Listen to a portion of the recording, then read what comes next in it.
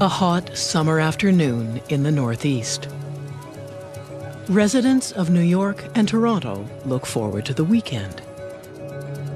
No one could predict what is about to happen. Doors shut quickly at City Hall. Nobody was allowed in because the metal detector... Massive power blackout hit the United States and Canadian cities, closing nuclear power 100 plants. power plants shut down, and 50 million people in 2 countries. Emergency has been declared in New York State. Mayor Bloomberg of New York City... In a matter of seconds, 50 million people simply fall off the grid. Phone lines and water systems fail, and thousands of people are trapped in elevators and subways. People start to panic, like we couldn't breathe. It'll be okay, honey, it'll be all right. It is August 14th, 2003, and the largest blackout in North American history causes $6 billion in damages. The official cause? Overgrown trees on power lines. But there's more to this story than troublesome trees. Just 3 days earlier, on August 11th, someone, somewhere, released one of the most damaging computer viruses ever written. Blaster.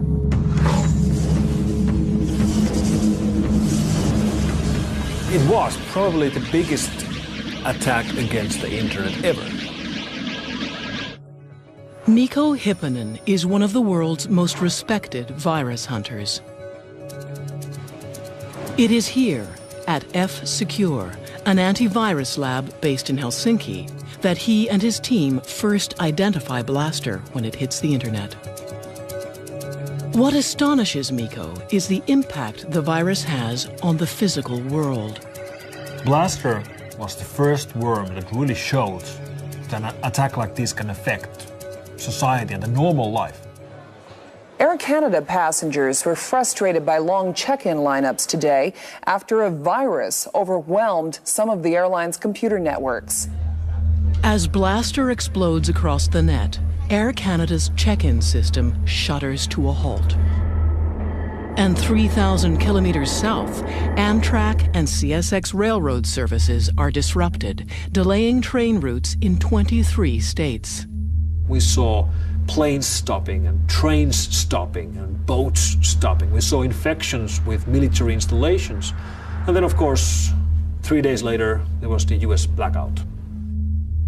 Did a computer virus somehow contribute to this?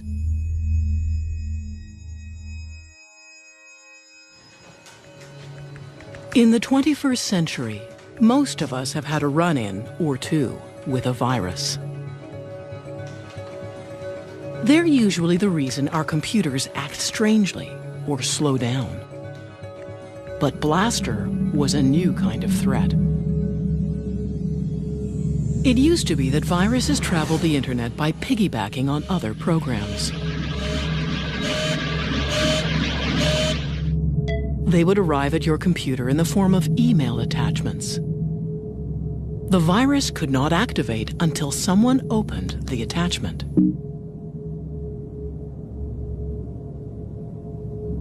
But Blaster was a worm. Worms don't need other programs. They propel themselves through the net, and they are self-activating.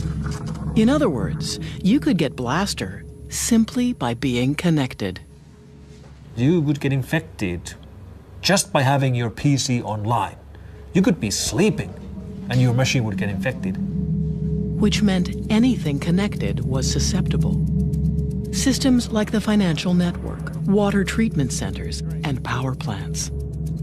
In one case, we know that a virus got into a major nuclear reactor in Ohio.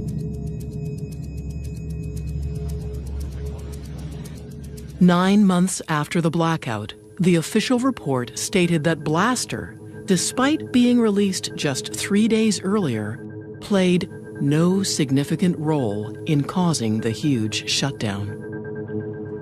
Some security experts remained unconvinced, pointing to more than just the timing of the two events. If you read the blackout transcripts of the operators who were in the middle of this when it was happening, what keeps coming up in the transcripts is comments that, you know, stuff isn't moving. Their screens were freezing, which is exactly what the blaster worm does. Whether the blaster virus caused the 2003 blackout remains a contentious issue. But after Blaster, no one doubted that online viruses could cause real-world damage. It's been actually a real learning exercise for potential attackers and terrorists to see, oh, well, if an accident can cause this, maybe we could cause it as well. Eric Byers is a former instructor at the British Columbia Institute of Technology. He researches the dangers of connecting critical infrastructure to the internet. There's no question that you could build a virus to take down the critical infrastructure. For example, our power systems, our water systems, our transportation systems, if those go away, then our life radically changes. Today, most critical systems are connected to the internet.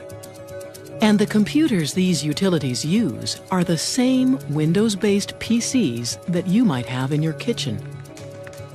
95% of the machines are running Microsoft Windows. So when you have some sort of a worm or a virus or some sort of threat spreading that affects Windows, it spreads like wildfire.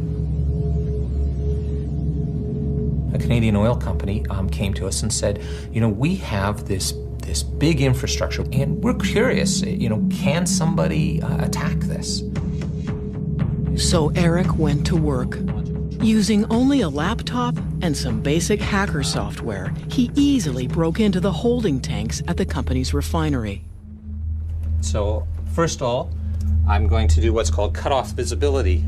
Now I've fooled it so that the operator doesn't know anything's going wrong in the field. And then I'm actually going to blow up the tank for him.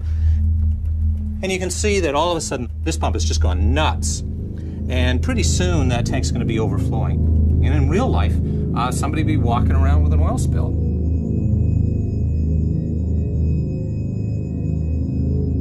I wish that I could say, nope, all our critical infrastructure is secure, but it's not. If connecting power plants and oil refineries to the internet is putting them at risk, why not leave them unplugged? For business reasons, for business efficiency. Mary Kerwin is a security consultant and a columnist for the Globe and Mail.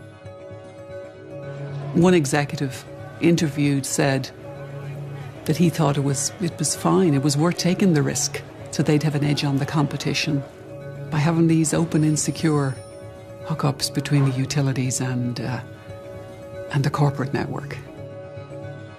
The problem is, the internet was never designed to be secure.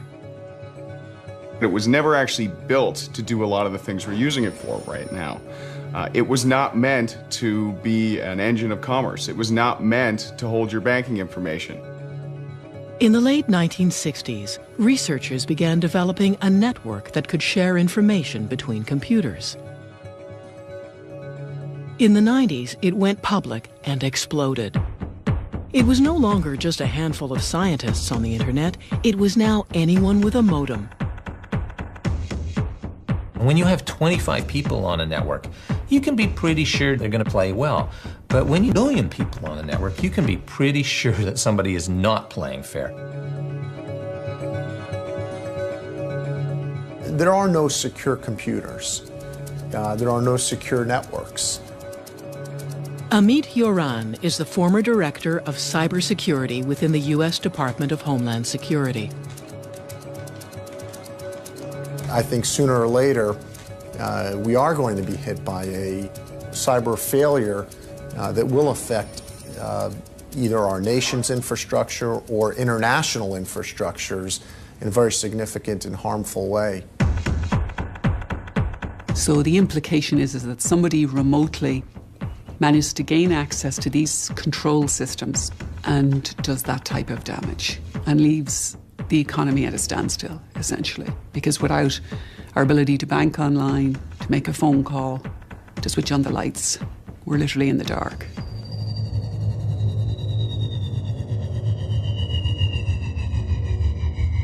Like most viruses, Blaster had no specific target. Its damage was collateral, releasing it an act of cyber vandalism. Something a kid might do. Most of the time when these guys get grabbed, if and when they get grabbed, it was just for sport or their pals, or they were sitting in their schoolroom in Germany and somebody annoyed them, so they decided to play a game and write viruses or whatever. So usually they have, particularly the kids, they have no clue of what they're doing, and that's why they can be very dangerous. They're called hackers. Some would say they're nothing more than hobbyists, kids mostly. But hackers grow up too. We are the people that are behind the scenes of everything that you take for granted on the internet. It's us. There are three types. The white hats are the good guys. They're the virus hunters or the IT people at your office. The black hats are the bad ones. The virus writers or the crooks who try to steal your credit card number online. And then, somewhere in the middle, are the gray hats. They work both sides of the street, guns for hire in a Wild West industry. Tell us who you work for, Donnie. Let's go somewhere else right now. Donnie makes his living as a professional hacker. Exactly how, he won't say.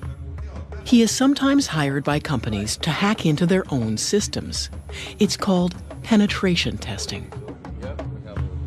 That's where you get permission to break in just as a real hacker would, but you are under a contract, and that's so that they can identify their security flaws and fix those security flaws before a bad guy really does. Like most professional hackers, Donnie has an infamous past. I was approached initially by this company in India. They wanted a demonstration of my skill set, so to speak.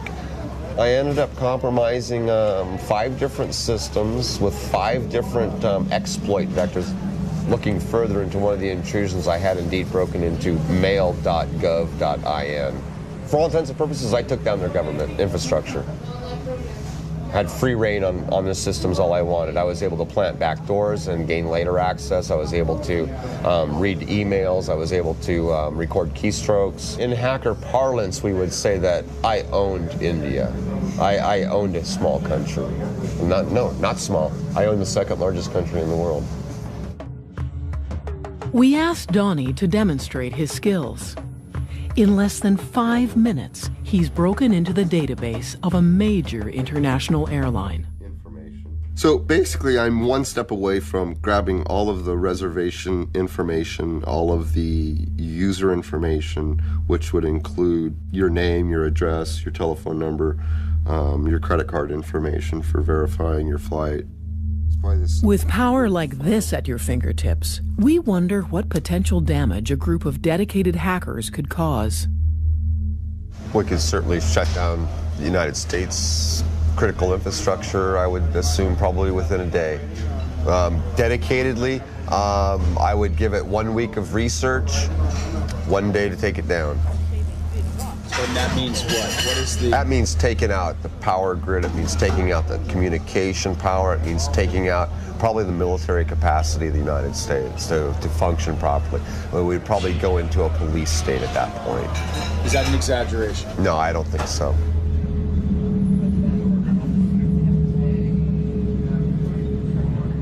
Hacking is a growth industry. There are now books, magazines, and classes that teach hackers how to breach internet security. There are even hacker conventions. DEF CON, held every year in Las Vegas, is the largest. Can you imagine 7,000 hackers loose in the entertainment capital of the world? DEF CON isn't your average convention.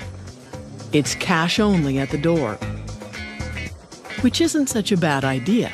With 7,000 hackers afoot, it's probably the last place you'd want to use your credit card. Well, DEF CON's been going on a long time now, various degrees of notoriety, hacking their badges and hacking each other and hacking each other's cell phone, and can be a dangerous thing to attend. At DEF CON, you can learn how to pick a lock, electronic or otherwise, or how to hijack a digital billboard. And though most attendees are hackers, there's also more than a few federal agents. In more recent years, you have so many undercover FBI agents that it's hard to tell law enforcement apart from the real deal. Depending on who you talk to, the FBI are there to either spy on the hackers or recruit them. We seek out the rockstar hackers to find out what the cutting-edge threats and vulnerabilities and tomorrow's issues and problems are, because they know. Somebody told us it's easy to spot the FBI. They're the guys over 35. And today, with software designed for children as young as 6 months old, a new and far younger generation of hackers is right behind this one. In the shady online world of the hacker, there is no one more notorious than Mafia Boy. A surprise move today by the Montreal teenager known as Mafia Boy. He admitted in court he is the hacker who crashed several popular websites last winter. The turn of the millennium saw the peak of the first .com gold rush. Internet giants like Yahoo, eBay, and Dell.com were doing hundreds of millions of dollars in online business every day. But in February 2000, these sites suddenly found themselves at the mercy of a 15-year-old kid. Michael Calce, aka Mafia Boy, a high school student from Montreal. My dad got me a computer when I was extremely young. I was 6 years old. It just, I don't know, it fascinated me what I could do with this machine. At 12, Michael was already a respected hacker. And by the time he was 15, he was asked to join what was then one of the most powerful hacker groups online. And I felt honored at the time. You know, we're talking about TNT Force. This was a big Russian hacker group that had a big foundation and serious programmers in it. As TNT's newest member, Michael was eager to show off his skills. He hatched a plan to destroy a rival hacker gang by building the ultimate online weapon. I'm going to make a new tool, something that is so powerful people have never seen before, and they're going to run for their lives and wish they were never hackers.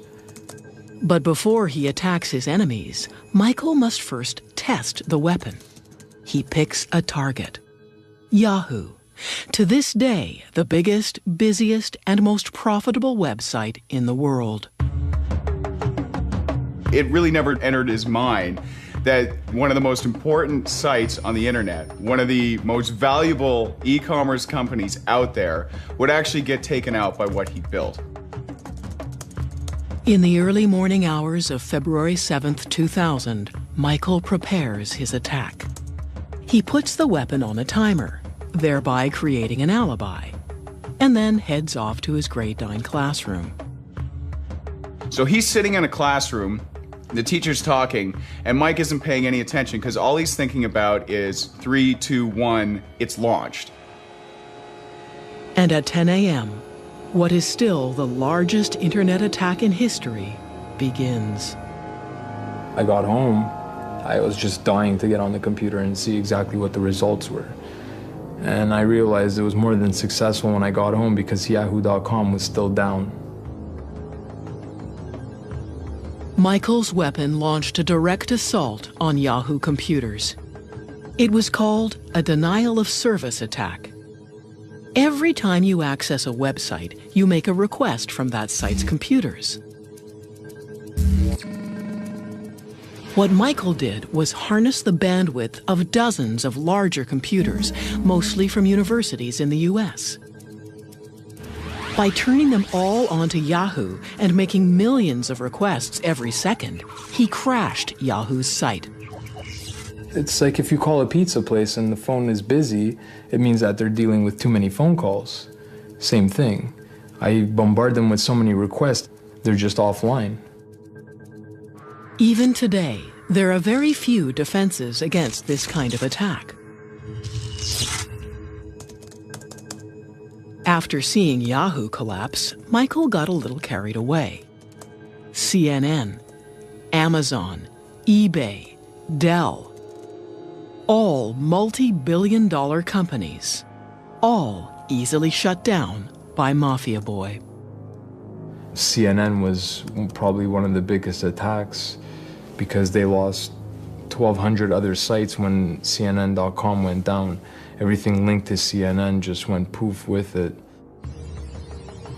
I started to realize I had something way more powerful than I could imagine here. I felt a sense of it before, but this was the moment I realized, there's not much that can stop me here. The attacks made headlines around the world and sent shockwaves rippling through the new economy. You have a situation where the price of these companies that were hit, they take hits on the stock market. You have the Attorney General of the United States standing up and saying that we will get the ones who are responsible for this. You have President Clinton convening a cybersecurity summit at the White House and talking about finding ways to fend off future attacks like this. The first reports came out, they were estimating the damage to be $1.7 billion damage. All from a Pentium 133. It was Michael's bragging that eventually got him arrested. He served 8 months in a juvenile home. But he left a legacy. Suddenly, the internet didn't seem like such a great place to do business after all. People didn't really realize the extent to which the internet was vulnerable until a 15-year-old kid kind of showed them. I think it, in a sense, showed that the emperor had no clothes. That the thing experts had known all along, that building e-commerce on top of the internet is maybe not the best idea. It also showed that there wasn't a coordinated strategy in the government, in industry, to actually combat and fix a lot of these flaws and to fight off these attacks. The internet has little to no law enforcement. It's simply too big, too international, and too anonymous. It's very difficult to identify who is online at any one time, where do they come from, and they can just disappear into the ether. Just take out their connection and they're gone. They're like specters, like ghosts. For the most part, black hats target one company and its ubiquitous operating system. Now, this company is looking for a little vigilante justice. Microsoft established an antivirus reward program that will pay people if they provide information on a virus writer and it leads to an arrest and conviction. It's a cash bounty. $250,000 for information leading to the arrest and conviction of anyone who has written a destructive virus. We asked Donnie if he was up for the challenge. I don't know if it's entirely possible. It's really, really hard to identify the creator of a piece of code. A piece of code can be as small as 4 lines that anybody could type out on a computer anywhere. If I were to successfully track someone down and actually be able to obtain this bounty, so to speak, $250,000 would be enough to secure my future. His target? A Microsoft Word virus. So called because it hides inside a Microsoft Word document that the author then emails across the internet.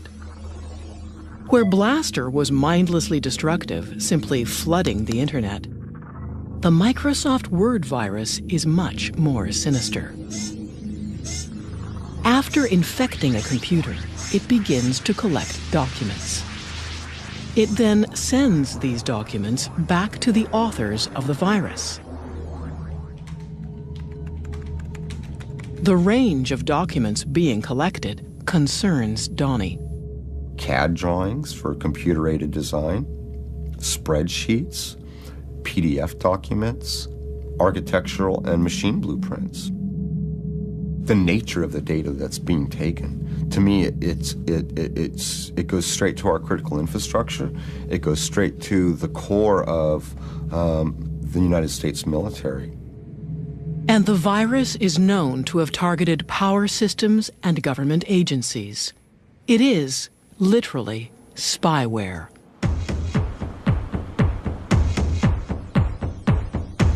Donnie's first stop in his search for the authors is Russia, home to the blackest of the world's black hats. We may not be able to pull this off, but we can certainly try.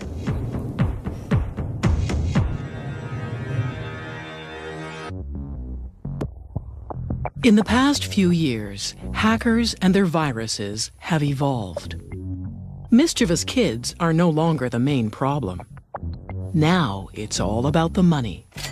And viruses are designed expressly to steal your data.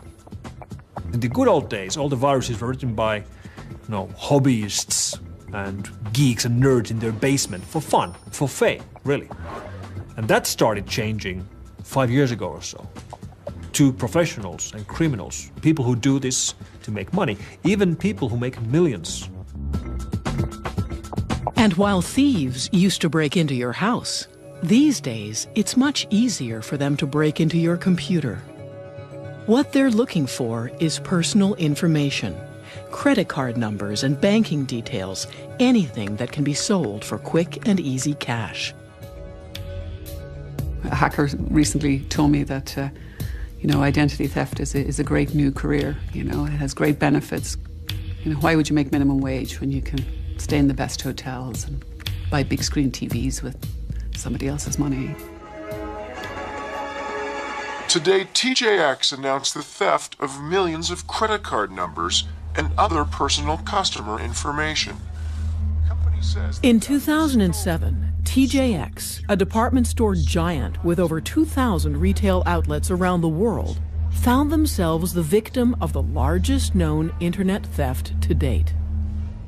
Attackers broke into their systems, probably over an insecure wireless network, and basically had the run of their network as far as we can make out for as much as 18 months, maybe even a few years, we're not entirely sure.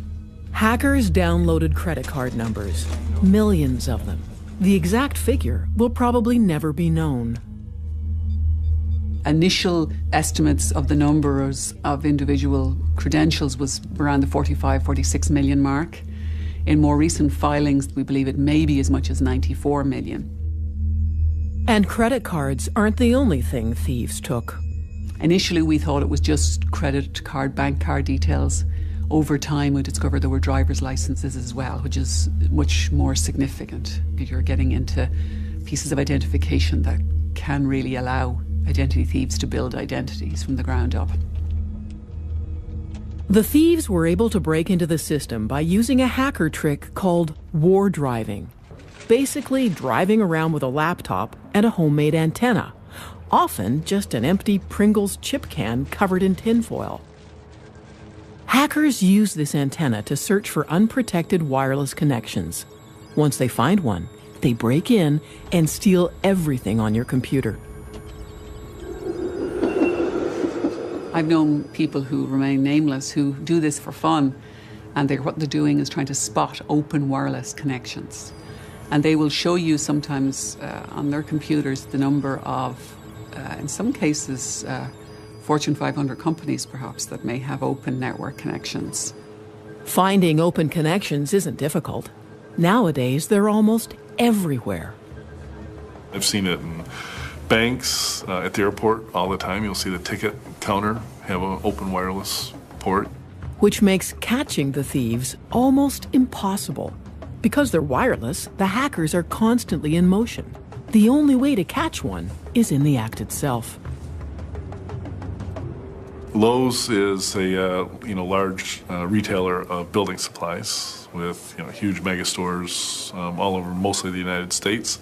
And they recognized that somebody was hacking into their system. So they called in the FBI, who deployed a couple dozen agents in a store in Southfield, Michigan. And the agents, were so unaware of what was actually happening, they thought that somebody was walking into the store and plugging into a network connection in the wall. But an agent on the roof noticed that there was a beat-up old car in the parking lot with a Pringles can covered with tinfoil. And they said, maybe we should investigate that. And sure enough, the driver of the car was hacking into Lowe's in order to steal credit card information, which was then to be sold to Russian mafia in Detroit. Donnie shows us how quick and easy war driving is. In the past 5 minutes, the bell has gone off, looks like about 64 times.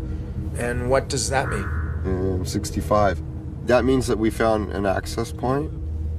So I'm connected to somebody's wireless right now. If we were, let's say, someone with malicious intent, now I'd be able to go to, whatever website or send emails so we can see that. Leaving your wireless open is just another avenue of attack that a hacker could use. War driving isn't the only easy-to-learn hacker trick. Nowadays, the internet is bursting with hacker toolkits. These kits are essentially highly developed and highly illegal bundles of programs that allow even the beginner to become a junior cyber thief. If you're looking for a hacker's toolkit, you can just download them off the web. There's lots of them out there. They're easy to find. Most of them, in fact, many of the best are absolutely free. For example, there's some virus writing kits I was showing a little while ago. You basically select the type of virus you want to write, and it builds a virus. Nowadays, you don't need much skill to become a cyber criminal. You just need the software. I don't think that it's ever been easier to launch an attack that can cause damage or that can steal sensitive information. It's a Google search away. It doesn't make that person a hacker, but it certainly makes them dangerous. With the abundance of toolkits, you'd think you'd hear about cyber attacks more often. But some companies choose to keep that information to themselves. If you have a cyber incident, traditional best practice is cover it up, right? Don't tell anybody about it. Currently, there are few laws that force companies to disclose cyber criminal activity, and most organizations aren't that eager to make their customers nervous. They don't want their customers to know that 10 million credit card numbers got stolen. They don't want to have to disclose that. They don't want their stock price to take the hit. It's important for security researchers out there to be able to share data and to see how attacks are evolving. But if companies won't even admit they've been attacked, let alone show how it happened, how are we supposed to get better? It's a real problem.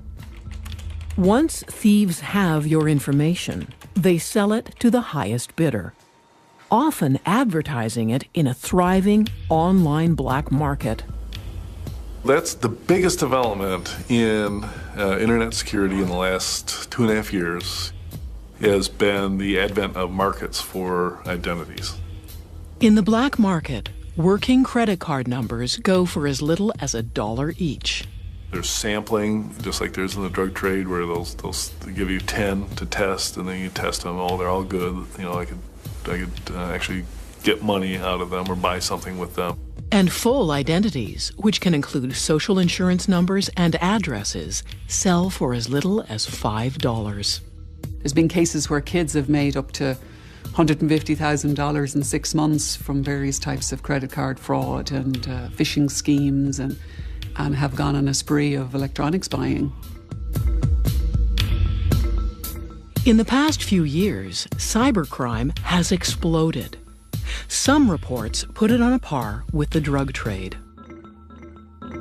And a 2006 survey found it was more costly to businesses than conventional crime. And most of it comes from one place. When you think today about, what's this sort of country of hacking right now, I think most experts would point to Russia. A few years ago, the Russian mob, sensing a unique opportunity, went online. And why not? It was less risky than traditional crime, and the internet allowed the mobsters to go international. All they needed was a few programmers. You have actual organized crime in Russia recruiting promising young programmers and other technical people to work in a cybercrime syndicate. These Russian syndicates are responsible for the bulk of viruses and hacker exploits released onto the internet every day.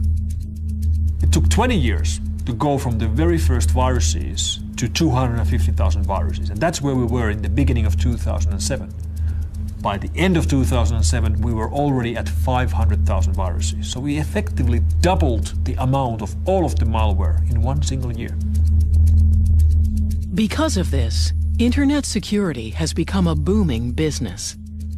In the past few years, antivirus labs have sprung up all over the world. Kaspersky in Moscow is one of the biggest. We receive over 2,000 of new viruses, trojans and worms every day to this lab.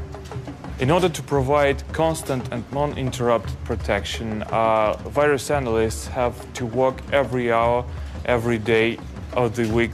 We have a special name for them. They're called woodpeckers. That's because they hammer their keyboards very fast.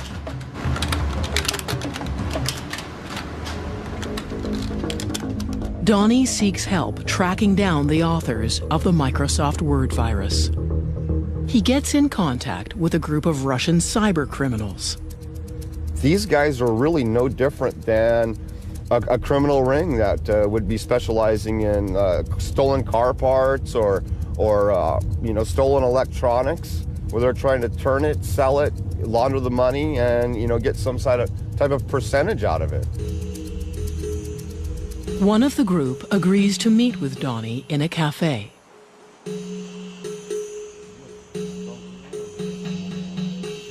The Russian tells Donnie that he's part of a hacker crew that works primarily as carders.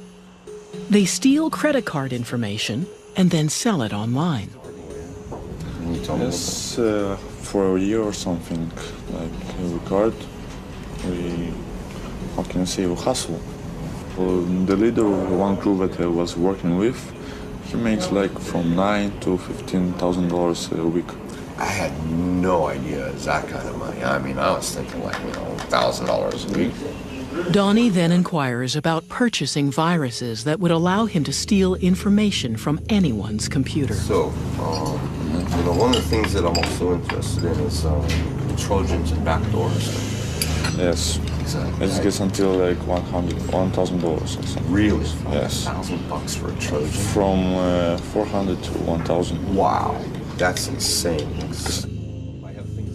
But not all viruses have such a clear purpose.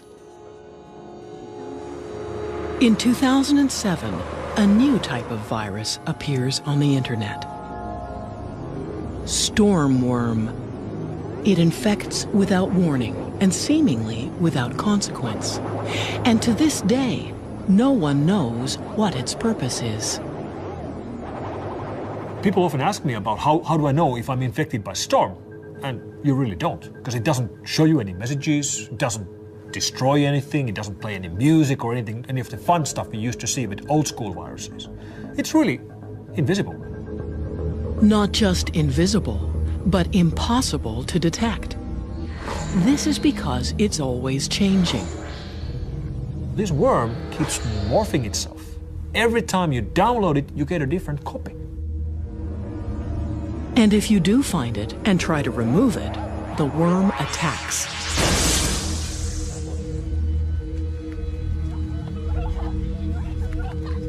But the biggest reason Stormworm is making headlines around the world is that it turns a computer into a so-called zombie or robot. The author of Stormworm can then control your computer, now a zombie, remotely, without you knowing. The zombie computer means a computer which is no longer in control of its owner. The person who actually owns the PC doesn't see this. He thinks the PC works just fine, but there's someone else behind the scenes who has access to that machine and can do whatever he wants on that machine, over the network, any time of day he wants. The worm infects thousands of PCs, creating thousands of zombies. The author of the worm then links all of the zombies together, creating a robot network, or botnet. So the idea of these botnets is that characters who manage to get bad code onto your computer, they own your computer, you know, they have, I like to call it the key under the mat. They can come back anytime they like. You don't know even that they're there. Once you have a botnet at your disposal, you can use the combined power of all these computers at the same time. So you can, for example, send an instruction that all of those machines start to send as much traffic as they can against one single website. That's a denial of service attack. The same type of attack Mafia Boy used to take down Yahoo. There are Russian botnet operators right now selling denial of service attacks launched from their botnets by the hour or by the day. What's unique about Stormworm's botnet is its size and sophistication. Experts estimate the number of linked computers to be in the millions. But still, no one knows this botnet's purpose. Estimates are that it alone has infected 50 million machines, and it has not been used for anything. So there's this hovering, literally perfect storm of potential attack. So the concern is that the Stormworm has created all these compromised computers that in themselves create a kind of almost a massive supercomputer. And that if very bad people have control of this, they may be able to do very bad things on a very, very big scale.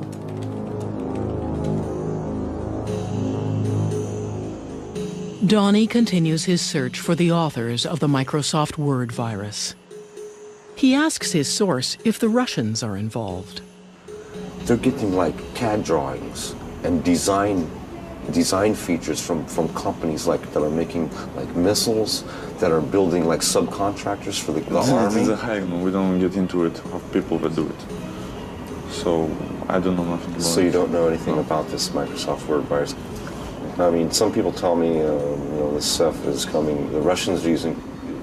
And Chinese, yes, they have the technology and they have everything. So they're the most people who get into hacking stuff like this. They're going for the big things. Big things. Yes.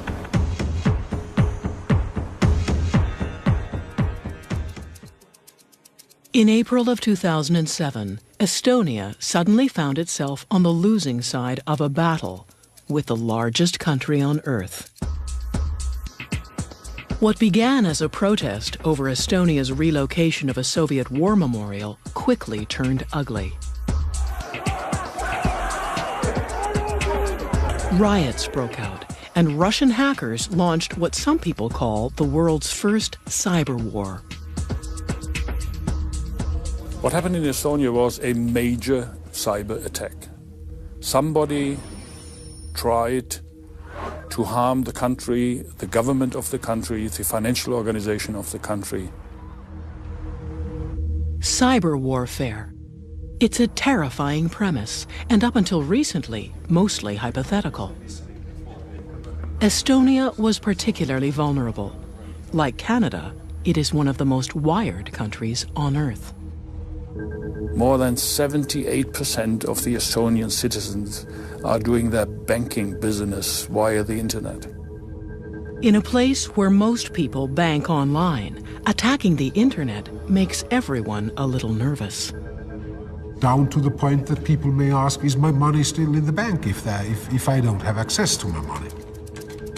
Within minutes, hackers shut down the banks.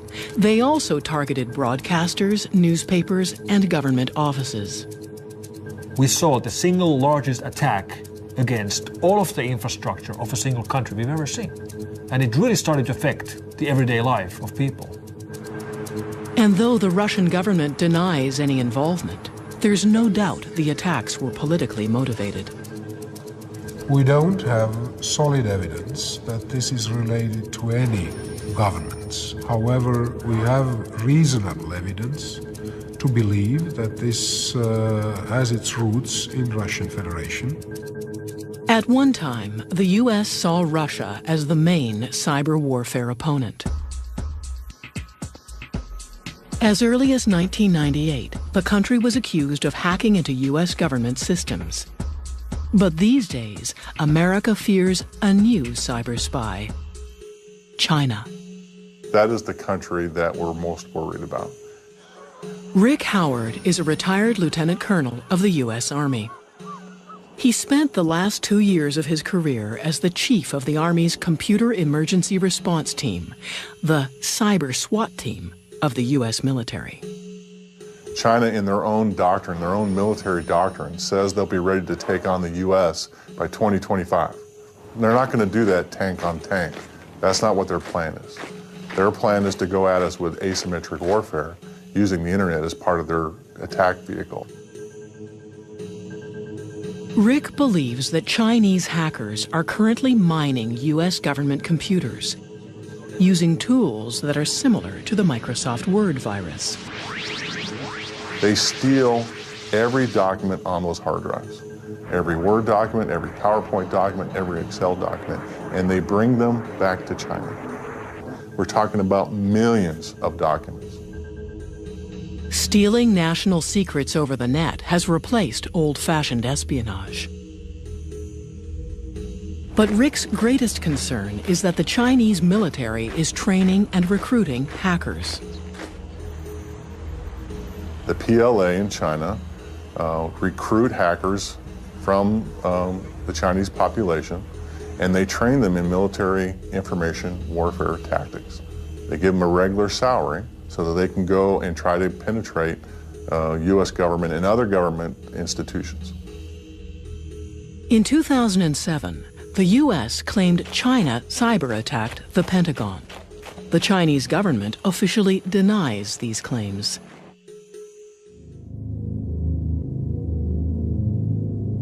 So how vulnerable are we to a cyber attack? And what exactly would it mean? The complete breakdown of financial, health, traffic, air traffic, government, structure of a country. You have to concern yourself with the possibility of a digital Pearl Harbor. I think there's always the possibility that a rogue terrorist group were to have a very significant denial of service attack. And if there's anything that people need to understand in cyberspace is that this is hard stuff. You have to take it serious. So if and when an attack comes, are we ready? Donnie abandons his pursuit of the Microsoft Word virus. He reasons that now it's too risky. We're not just looking at black hat hackers, we're not looking at kids, we're not looking at script kiddies, but we're really looking at a coordinated effort sponsored by the Chinese government against not only the United States, but the West in general. He's not as interested in collecting the bounty as he once was. The percentage of it being successful is really low, in my personal opinion. And like a true gray hat, he's already onto something else. So, who are you working for now, Donnie? Not going to comment on that. Fair enough.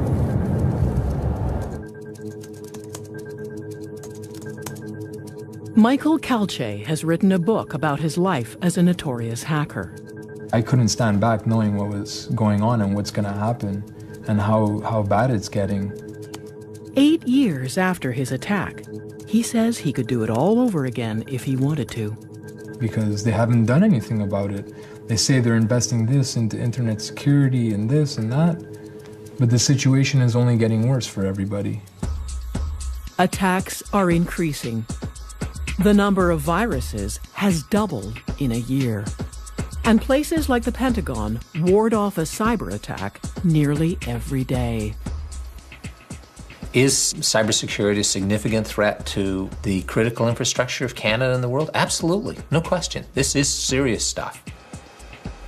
It is supposed to be a little bit turbulent. It is supposed to be a little bit uncontrollable. And to have that openness and that freedom, you have to deal with the other things. The interconnected nature of the internet and critical infrastructures is a point of significant vulnerability for modern society. we really have to think carefully about putting critical infrastructure online. I would prefer critical stuff to be disconnected. And when I mean disconnected, I mean that they are in separate cables. Increasingly, all aspects of our lives are funneled through the internet. What's at stake is impossible to dismiss. Because the 9/11 Commission, their summary of the 9/11 events was that it was a failure of imagination. And I think the one thing we don't want to do again is for our imaginations to fail.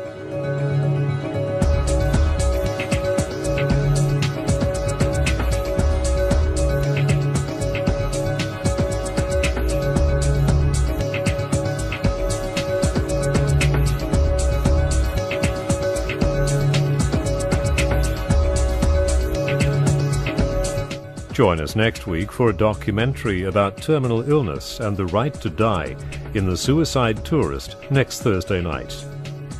And tomorrow, the old school cop is back to investigate a murder that points to the IRA while dealing with a shady character from Special Branch. Martin Shaw stars in George Gently, 8:30 tomorrow night on ABC One.